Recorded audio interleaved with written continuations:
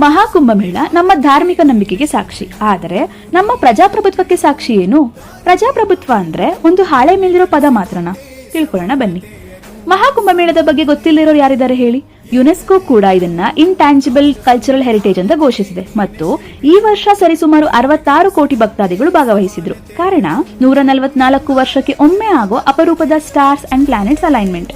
ತುಂಬಾ ಹೆಮ್ಮೆ ಪಡೋ ವಿಷಯ. ಯಾಕಂದ್ರೆ ನಾವು ಎಷ್ಟೇ ವೆಸ್ಟರ್ನ್ ಸಿಸ್ಟಮ್ ನ ಅಡಾಪ್ಟ್ ಮಾಡ್ಕೊಂಡ್ರು ಕೂಡ ನಮ್ಮ ನಂಬಿಕೆ, ನಮ್ಮ ಸನಾತನ ಧರ್ಮ ಅಂತ ಬಂದಾಗ ನಮ್ಮ ಜನರ ಒಗ್ಗಟ್ಟು ಮೆಚ್ಚಲೇಬೇಕು. ಆದ್ರೆ ಬೇಜಾರ್ ಪಡೋ ವಿಚಾರ ಏನು ಅಂದ್ರೆ, ಭಾರತ ಒಂದು ಬಿಗ್ಗೆಸ್ಟ್ ಡೆಮೋಕ್ರೆಟಿಕ್ ಕಂಟ್ರಿ. ಏನು ಡೆಮೋಕ್ರಸಿ ಅಂದ್ರೆ ಜನರಿಗಾಗಿ, ಜನರಿಂದ, ಜನರಿಗೋಸ್ಕರ ನಡೆಯುವ ಸರ್ಕಾರ. ಆದ್ರೆ ಈ ಒಂದು ಹಕ್ಕನ್ನು ನಾವು ಬರೀ ಧಾರ್ಮಿಕ ಆಚರಣೆಗಳಲ್ಲಿ ಮಾತ್ರ ಯಾಕೆ ಉಪಯೋಗಿಸ್ಕೊಂತಾ ಇದೀವಿ? ದೇವಸ್ಥಾನಗಳನ್ನು ಕಟ್ಟೋದಿಕ್ಕೆ ಕೋಟ್ಯಾಂತರ ರೂಪಾಯಿ ಸ್ಯಾಂಕ್ಷನ್ ಮಾಡಬೇಕು ಅಂತ ಕೇಳೋ ಜನರಿಗೆ ಸರ್ಕಾರಿ ಶಾಲೆಗಳಿಗೆ proper infrastructure and skill teachers ನ ಕೊಡಿ ಅಂತ ಕೇಳೋದು ಯಾಕೆ ಮರ್ತೋಗ್ತಾ ಇದೆ?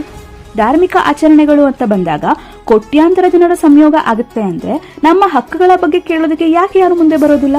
ವಿಚಾರ ಮಾಡೋ ವಿಷಯ. ನಿಮ್ಮ ಅನಿಸಿಕೆನ ಕಾಮೆಂಟ್ ಸೆಕ್ಷನ್ ಅಲ್ಲಿ ತಿಳಿಸೋದನ್ನ ಮರಿಬೇಡಿ.